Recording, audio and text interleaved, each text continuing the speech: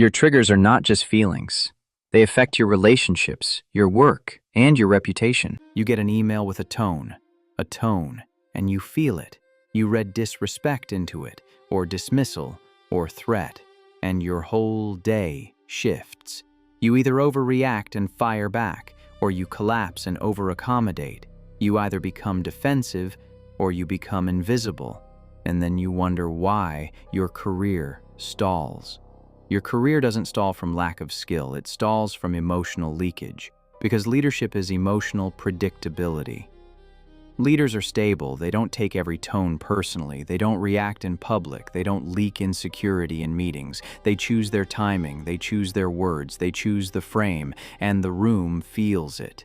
Here's a simple example. Someone challenges you, not respectfully, not aggressively, just challenging. And you feel your heart rate jump. You start talking faster. You start explaining. You start proving. That's the trigger. The need to prove yourself. And it makes you look less competent, even when you are competent. Because competence with anxiety looks like uncertainty. Mastery is being able to slow down in that moment, to speak less, to answer the question, not the emotional pressure, to pause and let the silence do its job. Silence is not emptiness. Silence is control. Now let's talk about the biggest trigger of the modern era: comparison. Comparison is a silent addiction. You don't just compare success. You compare bodies, relationships, money, confidence. You compare your behind the scenes to their highlight reel. And your nervous system doesn't know it's fake. It just feels smaller. So you either grind out of shame or numb out of defeat. Both are reactions. Neither is mastery. Mastery is choosing a standard that is internal, not based on what you saw online, not based on what someone else claims, internal. Because when your standard is internal, comparison loses power. It becomes information, not identity. Let's be blunt. Most people are not struggling because life is too hard. They're struggling because they're being emotionally used by everything around them. They're being used by ads, by algorithms, by other people's moods, by their own childhood conditioning, by every little spike of discomfort. They can't sit with it. So they react, they spend, they scroll, they snap, they apologize, they numb, then they wonder why they feel weak. They feel weak because they have no space between impulse and action. That's what mastery gives you: space. And space is freedom. This is what I mean when I say this isn't motivation. Motivation is an emotional spike. Mastery is a new operating system. It's not about feeling pumped. It's about being harder to move, harder to bait, harder to manipulate, harder to knock off center. And here's the part that makes this worth it. When you master triggers, you don't just feel better. You become more effective, more direct, more respected, more stable, more attractive. Because stability is attractive. Not in a cheesy way, in a real way. People are drawn to someone who isn't leaking, someone who isn't begging, someone who isn't reactive, someone who doesn't need to win every moment, someone who can hold themselves. That's leadership energy. Not loudness, not aggression, leadership. So if you're listening to this and you're thinking, okay, what do I actually do with this? Not a step-by-step lecture, not a worksheet, just one truth you can use immediately.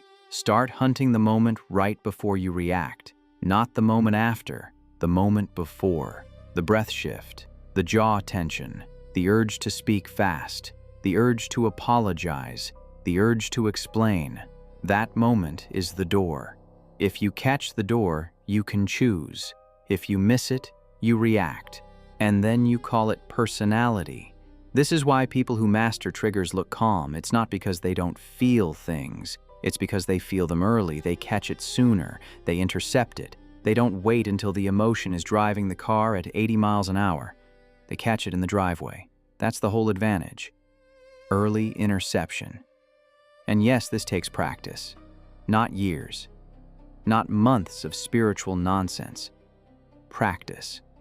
Small repetitions. Daily moments. Because triggers fire daily. So mastery can be trained daily.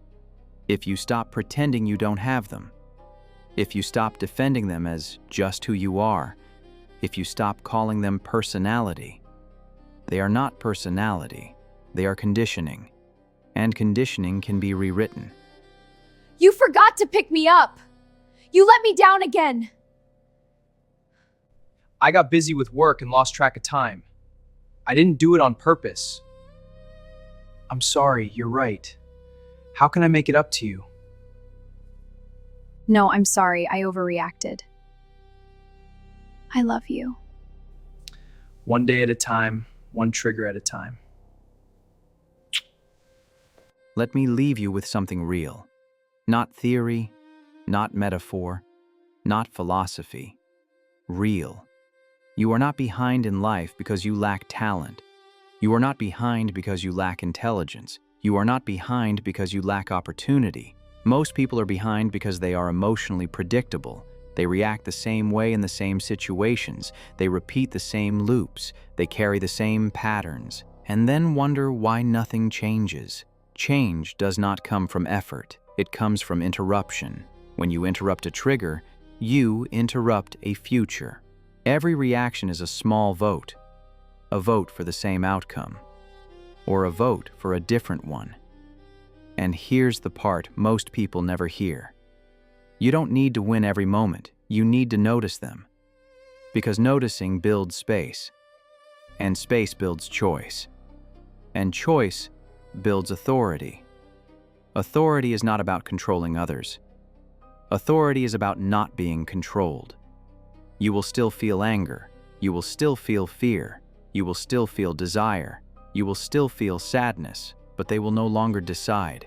And that changes everything. Your words, your tone, your posture, your boundaries, your timing, your silence, your presence. People will start responding differently, not because you demanded it, because you changed. And the strangest part, they won't know why, but they will feel it. They will feel that you are not reactive. They will feel that you are not chasing. They will feel that you are not performing. They will feel that you are not leaking. They will feel something rare. They will feel someone who is choosing. That is mastery. You are not broken. You are trained. And training can be changed. You are not weak. You are untrained. And training can be learned. You are not lost. You are reactive. And reactivity can be mastered. The only question left is this: will you keep reacting, or will you start choosing? Because every life is built from moments, and every moment is built from reactions, and every reaction is a choice. Once you can see it, this is not about becoming someone else. It is about finally becoming the one who decides. That is what mastering your triggers really means. And if this resonated, it's not because I convinced you, it's because you recognized yourself. That recognition is the beginning of authority, not over others, over yourself, and that is the only kind that lasts. If this hit harder than you expected, the Trigger Field Manual is below. It's short, practical, and made to help you catch your patterns faster.